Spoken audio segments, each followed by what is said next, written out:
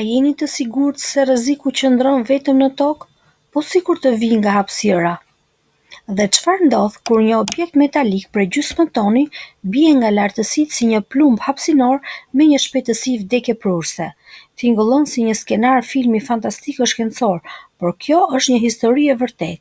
Një anije kozmike sovjetike e nisur në vitin 1972 po i afrohet Tokës pas 53 vitesh qëndrim në orbitë dhe asnjë nuk e di ku do të bjerë. Ndërkohë shkencëtarët paralajmërojnë se mbeturinat hapësinore janë një kërcënim real për avionët dhe jetën njerëzore në tokë. Ky është rreziku i padukshëm që sillet mbi kokat tona çdo ditë. Dhe tani më shumë se kurrë, askush nuk është plotësisht i sigurt. Një anije kozmike e epokës sovjetike pritet të rikthehet në tokë pas 53 vitesh të lëshimit të saj. Disa javë më parë, shumë shkencëtarë ngritën alarmin për një asteroid të madh, të cilin e cilësuan si vrasës qytetesh nëse binte në tokë, por ky kërcënim u përjashtua si i pabazuar. Megjithatë tani, planeti ynë përballet me një tjetër rrezik që vjen nga lart. Një objekt hapësinor i ndërtuar në vitet 70, i njohur si Kozmos 482, që pritet të hyjë në atmosferën e Tokës në mënyrë të pakontrolluar. Kjo anije sovjetike e dizenjuar për të zbritur në Venus mbi 5 dekada më parë dështoi në përmbushjen e misionit të saj për shkak të një defekti teknik dhe mbeti në orbitën e Tokës.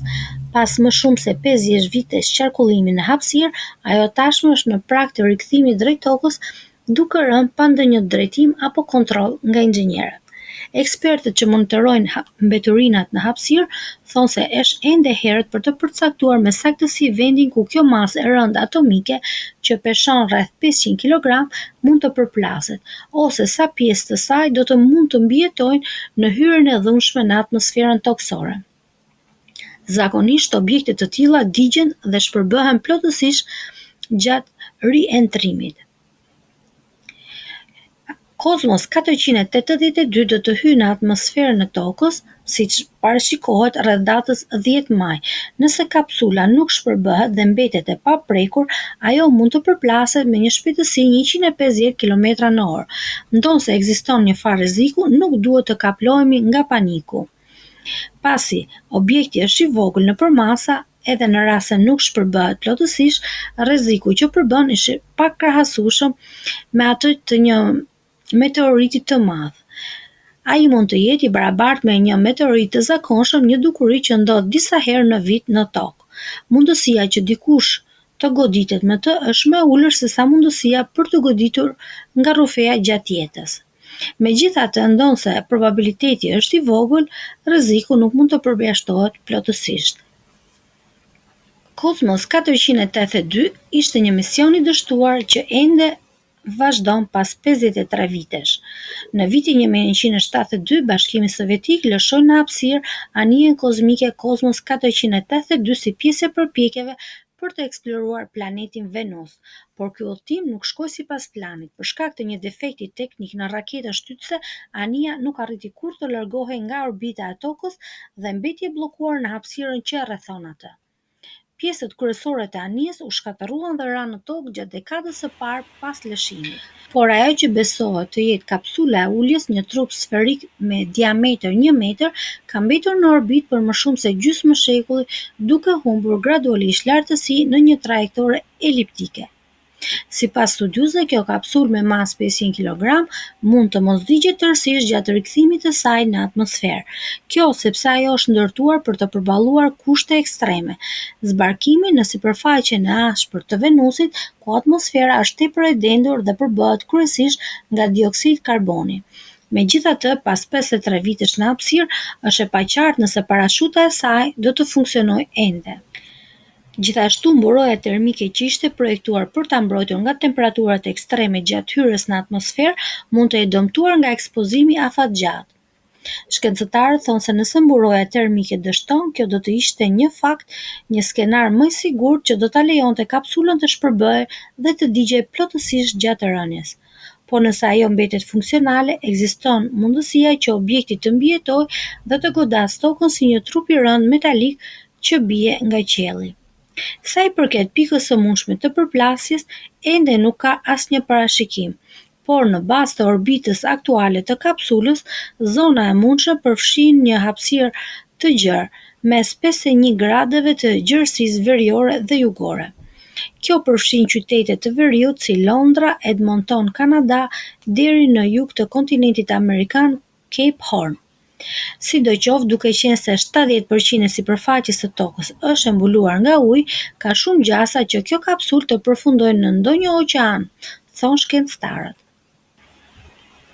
Kur mbeturinat nga hapësira bëhen rrezik për avionët dhe tokën. Një studim i kohëve të fundit ka ngritur alarmin për një çështje gjithnjë më shqetësuese: mbeturinat hapësinore që rikthehen në tokë dhe mund të paraqesin rrezik për avionët që fluturojnë në atmosferë. Studiuesit që kanë analizuar këtë fenomen theksojnë se nëse gjasat që një pjesë e mbeturinave të godas një avion janë ende të ulta, rreziku po rritet ndjeshëm për shkak të dy faktorëve: shtimit të objekteve në hapësirë që rikthehen në mënyrë të pakontrolluar dhe rritjes së numrit të fluturimeve nëpër botë.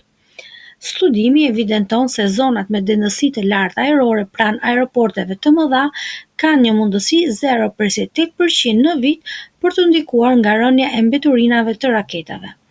Por në rajone të mëdha, por gjithsesi të ngarkuara me trafik ajror, si pjesa verilindore e Shtetet Bashkuara të Amerikës apo zonat urbane të mëdha në Azi, kjo përqindje rritet ndjeshëm, duke arritur deri në 26%. Edhe pse probabiliteti është i ulët, pasojat në rast goditje mund të jenë katastrofike, thuhet në raportin e publikuar në revistën Science Report. Rënjet e fundit në tokë, një kujtesë e rrezikut të vërtetë.